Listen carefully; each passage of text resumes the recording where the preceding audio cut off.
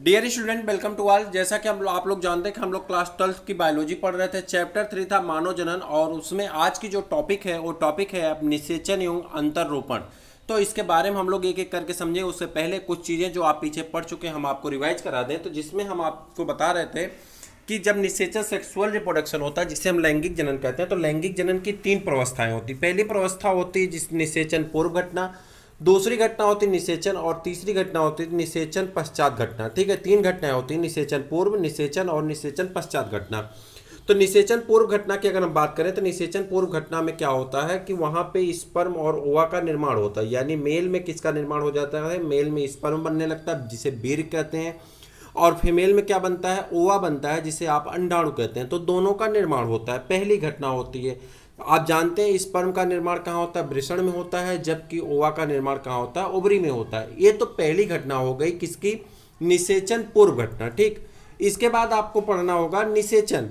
तो निषेचन में आप पढ़ेंगे जब ये मेल गैमीट यानी जो वीर्य बना है और जो फीमेल के अंडाणु बने हैं जब आपस में मिलेंगे तो इनके मिलने की घटना को ही निषेचन कहते हैं। इनके मिलने के बाद जब दोनों आपस में मिल जाते हैं तो किसका निर्माण हो जाता है? जाइगोट सेल का निर्माण हो जाता है।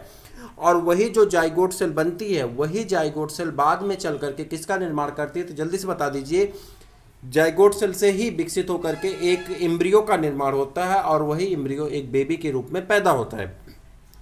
तो वो घटना क्या होती है? निषेचन पश्चात घटना होती है। यानी जाइगोट बनने के बाद से लेकर के बच्चे के पैदा होने तक की घटना को क्या कहते हैं? निषेचन पश्चात घटना कहते हैं। कैसे कैसे एम्ब्रियो बनेगा, कैसे विकसित होगा, इन सभी चीज़ों के बारे में एक एक करके पढ़ेंगे। पहले आज की जो घटना है वो है निषेचन और अंतरोपण। कैसे निषेचन होता, कौन सी ऐसी साइट होती, कौन सा ऐसा स्थान होता है जहाँ पे ओवा और वीर्य आपस में मिलते हैं और दोनों मिलने के बाद किसका निर्माण करते हैं? जाइगोट का निर्माण करते हैं। तो ओवरी का वो पॉइंट कौन सा होता है उसको पढ़ेंगे। उसके बाद वो चीज़ को जानेंगे कैसे वो जाकर के यूट्रस में, जिसे गर्भाशय कहते हैं, गर्भाशय में कैसे बच्चा स्थिर रहता है उसके बारे में पढ़ेंगे। बच्चे का भी जाइगोट कैसे बनते हैं, इन सब चीज़ों के बारे में आज हम लोग पढ़ने वाले हैं। तो चलिए स्टार्ट करते हैं। यहाँ पे जैसा कि आप जानते हैं मनुष्य कैसा होता है, मनुष्य कैसा है, निषेचन मनुष्य में कैसा होता है? आंतरिक निषेचन होता है। मनुष्य आंतरिक निषेचन का प्राणी है, और बहुत सारे ऐसे जीवजंतु होते हैं जिसमें बाह्य निषेचन होता है, जैसे कि मछली है, मेढक है। तो आंतरिक निषेचन में क्या होता है? पुरुष द्वारा स्पर्म को यानी वीर्य को महिला के अंदर यानी स्त्री के अंदर या मादा के अंदर छोड़ा जाता है। तो स्त्री एवं पुरुष के संभोग यानी मैथुन के दौरान शिशन द्वारा, शिशन मुंड जो आपका होता है जिसे आप पेनिस कहते हैं, शिशन द्वारा वीर यानी शुक्र, जिसे शुक्र कहते हैं या वीर कहते हैं या स्पर्म कहते हैं इंग्लिश में, स्त्री के योनि में छोड़ा जाता है। कहाँ छोड़ा जाता है? स्त्री के योनि में छोड़ा जाता है, जिसे यानी इसे वीर सेचन कहते हैं। इसे क्या कहते हैं? वीर सेचन कहते हैं। गतिशील शुक्राणु तेजी से तैरते हुए गर्भाशय ग्रीवा से होकर गर्भाशय में प्रवेश करते हैं। कहाँ से? गर्भाशय ग्रीवा से होते हुए। बहुत तेजी के साथ आपको डायग्राम याद होगा, ऐसे कुछ तरह का इस तरह का डायग्राम था। एक सेकंड रुक जाइए, हम आपको बना रहे हैं डायग्राम। ठीक है, इस तरह का एक डायग्राम कुछ ऐसे था, और इसके बाद यहाँ पे नीचे जाके सर्विक्स हो जाएगा, और सर्विक्स के बाद ओपनिंग हो जाती है नीचे। ठीक है, तो ये है ओवरी, यहाँ पे ओवरी पाई जाती थी। ठीक है, आप अपने बुक में डायग्राम में देखिए तो आपके बुक में डायग्राम मिल जाएगी। यहाँ ओवरी है, तो हुआ क्या? अंडाणु यहीं से निकल करके यहाँ पे जा रहा था। इसे फैलोपियन ट्यूब कहते हैं। ठीक है, इसे क्या कहते हैं? फैलोपियन ट्यूब कहते हैं। ठीक है, अब यहाँ से निकल करके यहाँ जा रहा था। ये जो हिस्सा होता है इसमें ऐसे ऐसे देखिए बना होगा, ऐसे ऐसे, तो यही गर्भाशय ग्रीवा है। ठीक है, ये गर्भाशय ग्रीवा है, और ये जो है आपके फैलोपियन ट्यूब है। तो यहाँ पे गर्भाशय में आना उसको। ठीक, अब यहाँ पे बात कर रहे हैं। देखिए क्या हुआ कि एम्पुला जो इसका जंक्शन होता है, जो इसका माउथ होता है, उसे एम्पुला कहते हैं। तो एम्पुला द्वारा इसे पकड़ा जाता है, क्षेत्र में पहुंचते हैं। कौन? वीर जो है तैरता हुआ, गर्भाशय से तैरता हुआ कहाँ पहुंच जाएगा? एम्पुला तक पहुंच जाएगा, डंग वाहिनी या एम्पुला तक पहुंच जाता है। इसी बीच अंडाशय द्वारा मोचित अंडाणु भी तुम्बिका क्षेत्र में पहुंच जाता है। तुम्बिका क्षेत्र उसी को कहते हैं, एम्पुला के बीच में जो यहाँ पे ऐसे जो मुड़ता है इसी को तुम्बिका क्षेत्र कहते हैं। ठीक, तुम्बिका क्षेत्र तक वो भी पहुंच जाता है जहाँ निषेचन होता है। आपको याद रखिएगा निषेचन कहाँ होता है? तुम्बिका क्षेत्र में होता है, संपन्न हो जाती है। निषेचन तभी हो सकता है यदि अंडाणु तथा शुक्राणु दोनों एक ही समय में तुम्बिका क्षेत्र में पहुंचते। कह रहा है जब अंडाणु और यहाँ पे स्पर्म दोनों यानी ओवा और स्पर्म दोनों मिलेंगे तभी निषेचन होगा। ऐसा नहीं कि ऐसी स्थिति हो कि जब अंडाणु निकला ही ना हो और स्पर्म जाए तो वहाँ पे निषेचन नहीं होगा। उसके लिए अंडाणु को निकलना जरूरी होता है। यदि अंडाणु तथा शुक्राणु दोनों एक ही समय में तुम्बिका क्षेत्र में पहुंच जाते हैं तभी वहाँ पे निषेचन हो जाता है। यही कारण है कि इससे भी सभी जिससे कि सभी संभोग क्रियाएं निषेचन व सगर्भिता की स्थिति में न पहुंच पाती। कह रहा है यही कारण होता है कि हर बार का निषेचन, जितनी बार आप निषेचन करते हैं, जितनी बार आप संभोग करते हैं, वह संभोग यानी सेक्सुअल कोर्टशिप जो आप रखते हैं, मैटिंग करते हैं, सेक्सुअल मैटिंग, तो उस समय सेक्सुअल मैटिंग में हर बार बच्चे का डेवलपमेंट नहीं होता, यानी हर बार आपका निषेचन नहीं होता, फर्टिलाइजेशन हर बार नहीं होता है। इसलिए नहीं होता है क्योंकि वहाँ पे ओवा प्रेजेंट नहीं होता। स्पर्म तो प्रेजेंट हो जाता है लेकिन ओवा वहाँ पे उपस्थित नहीं रहता है। जब तक वहाँ ओवा उपस्थित नहीं रहेगा तब तक उसमें निषेचन नहीं होगा। ये बात कंफर्म करके याद कर लीजिए। ठीक, अब आगे बढ़ जाए। आगे बढ़ेंगे। ये है ओवा। ओवा की कुछ दीवारें होती हैं, उसके बारे में समझ लें। जैसे कि ये स्पर्म तैरता हुआ आया। ओवा का एक है जोना पेलुसिडा लेयर है, उसके बाद पीठ परिपीतक अवकाश है, और यहाँ पे अरिकरीट यानी कोरोना रेडिएटा की कोशिकाएं हैं। तो इसके बारे में आपको जानना होगा, बताएंगे हम कभी जब वीडियो क्लास करेंगे तो उसमें हम आपको बताएंगे। चलिए आगे बढ़ते हैं। यहाँ पे थोड़ा सा इसको जूम करते हैं तो आपको समझ में आएगा, पढ़ने में आएगा। अब यहाँ पे देखिए, इसको थोड़ा सा और कम करें और यहाँ पे आ जाइए। तो शुक्राणु के साथ एक अंडाणु के संलयन की प्रक्रिया को क्या कहते हैं? निषेचन या फर्टिलाइजेशन कहते हैं। कह रहा है जब एक शुक्राणु और एक अंडाणु आपस में मिल जाते हैं तो इसी प्रक्रिया को क्या कहते हैं? निषेचन कहते हैं। इंग्लिश में से फर्टिलाइजेशन कहा जाता है।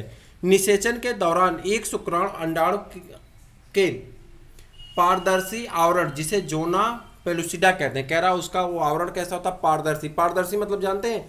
जिसके आर पार देखा जा सकता है उसे हम क्या कहते हैं? पारदर्शी कहते हैं। तो जोना पेलुसिडा कहते हैं उसके स्तर को के संपर्क में आता है और अतिरिक्त शुक्राणुओं के प्रवेश को रोकने हेतु तो उसके उच्च स्तर में बदलाव प्रेरित करता है। इस प्रकार यह सुनिश्चित हो जाता है कि एक अंडाणु को केवल ही एक ही शुक्राणु निषेचित कर सकता है। कह रहा है कि यह निश्चित हो जाता है कि एक ही अंडाणु एक ओवा को निषेचित करता है। अगर पिंडक का स्रावण शुक्राणु की पारदर्शी अंडावरण के माध्यम से अंडाणुओं के कोशिका द्रव्य यानी साइटोप्लाज्म तथा प्लाज्मा भित्ति के प्रवेश करने में मदद करता है, यह द्वितीय अंडक को अर्धसूत्री विभाजन को प्रेरित करता है। दूसरा अर्धसूत्री विभाजन भी असमान होता है। दूसरा भी कैसा होता है? असमान होता है। इसके बाद इधर और इसके फलस्वरूप द्वितीय पिंड सेकेंडरी पोलर बॉडी बनते हैं। जो रचना होती है एक अगुणित अंडाणु यानी डिम्बाक प्रस्थ या ओटिड से बनता है। शीघ्र ही शुक्राणुओं के अंडाणुओं के अगुणित केंद्रक के साथ संलयन फ्यूजन होता है, जिससे दुगुणित युग्मनज यानी जाइगोट की संरचना का निर्माण हो जाता है। यहाँ पे आपको एक चीज़ याद रखनी है कि एक अंडाणु की कोशिकाएं बनी और एक किसकी कोशिकाएं बन जाती हैं? स्पर्म की कोशिकाएं। स्पर्म और अंडाणु की कोशिकाओं का निर्माण कैसे होता है, इसके लिए इसके पहले की एक वीडियो में हमने आपको 5-7 मिनट का वीडियो है, उसका ऊपर अगर आप देखेंगे तो उसका ऊपर का जो थंबनेल है उस थंबनेल पे आपको स्पर्म और ओवा की गैमेटोजेनेसिस और स्पर्मेटोजेनेसिस के बारे में वहाँ पे हमने स्पष्ट रूप से बता रखा है, तो वहाँ पे आपको सारी जानकारी प्राप्त हो जाएगी। ठीक, तो यहाँ पे कैसे निर्माण होगा? निर्माण होने के बाद क्या होता है? दोनों एक अभी कैसी थी? स्पर्म की कोशिकाएं कैसी? हैप्लॉयड हैं, और इसकी कोशिकाएं कैसी हैं? ओवा की हैप्लॉयड है। लेकिन जैसे ही दोनों मिल जाते हैं इनकी कोशिकाएं कैसी हो जाती हैं? डिप्लॉयड, और उसी डिप्लॉयड कोशिकाओं को युग्मनज या जाइगोट कहा जाता है।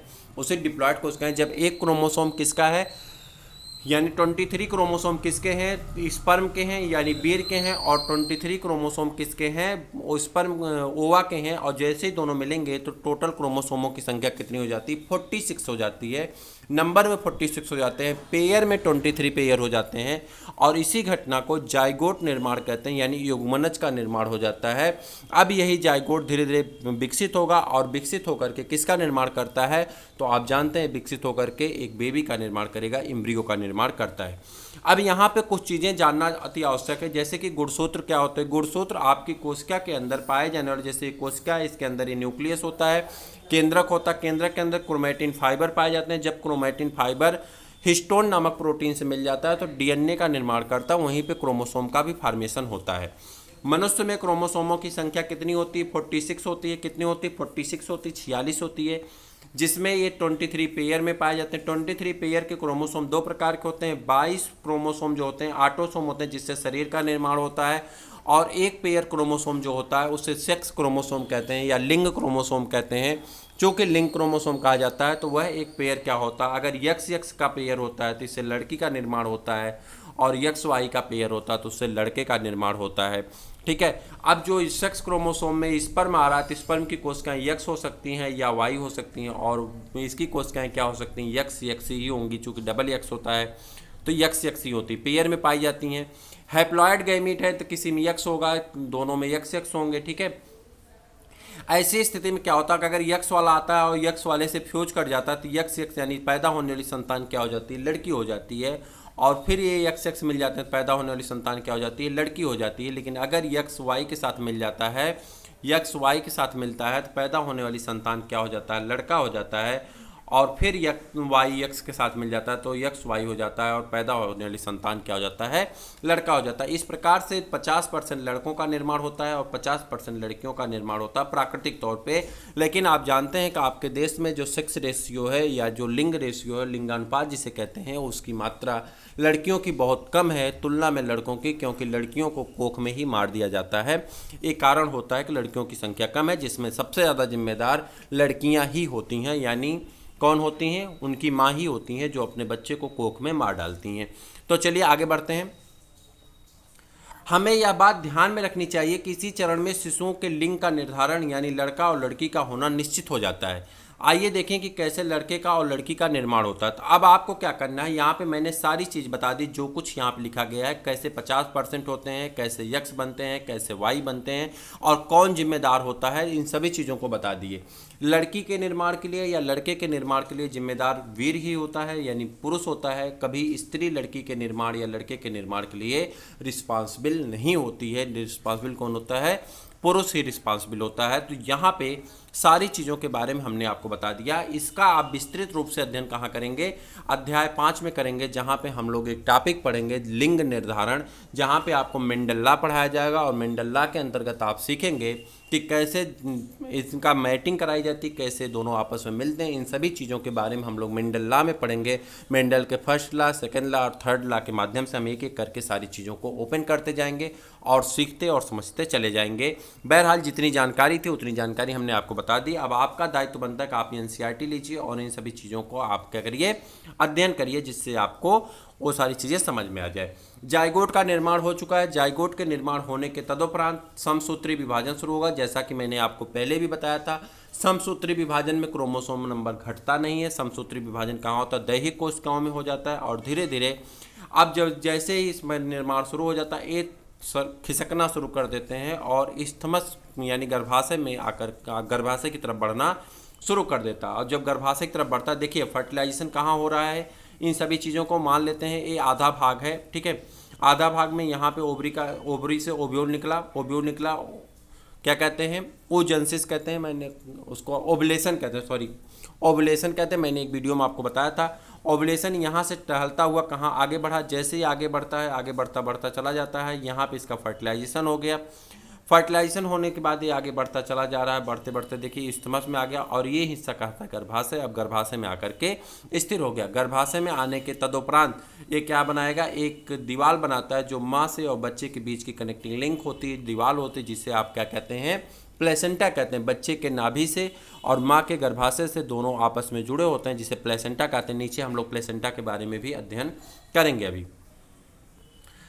अब आप 2, 4, 6 कोशिकाएं, इसी प्रकार से इनकी कोशिकाओं का विभाजन होने लगता है। जैसे जैसे कोशिकाएं विभाजित होती हैं, धीरे धीरे नई नई कोशिकाओं का निर्माण होगा और एक नए जीव का निर्माण होता चला जाता है। अब कैसे होंगे देखिए, या अब यहाँ पे विभाजन हो गया, पहले एक कोशिका बनी, एक कोशिका विभाजित होने लगी, तो एक कोशिका विभाजित हुई 2 कोशिका, दोनों कोशिकाएं विभाजित 4, 4 से 8, 8 से 16 संतत कोशिकाएं बनी, जिससे कोरक खंड यानी ब्लास्टोमियर्स कहते हैं। क्या कहते हैं, जैसे ही 16 कोशिकाएं हो जाती हैं उसे क्या कहा जाता है, ब्लास्टोमियर कहते हैं, की रचना करता है।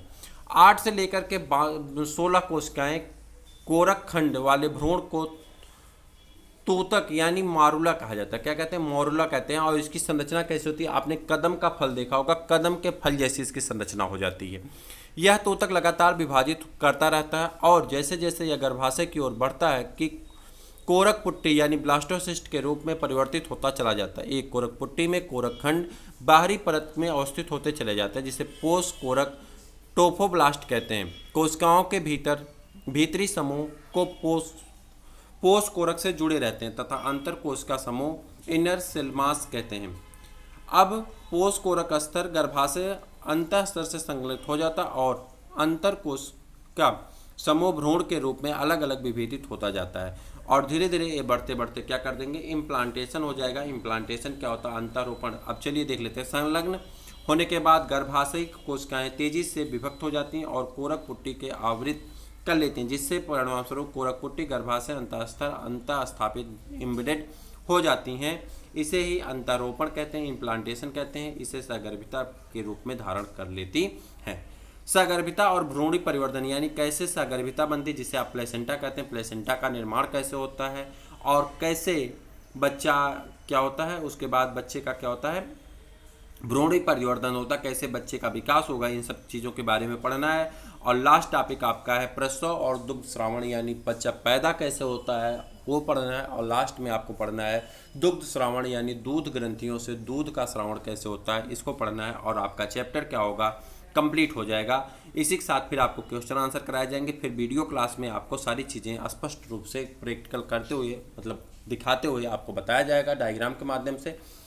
आप एनसीईआरटी को पढ़ते रहिए, रिवाइज करते रहिए, जहाँ भी रहिए स्वस्थ रहिए, मस्त रहिए। फिर मिलते हैं किसी और वीडियो में, तब तक के लिए इजाज़त दीजिए। जय।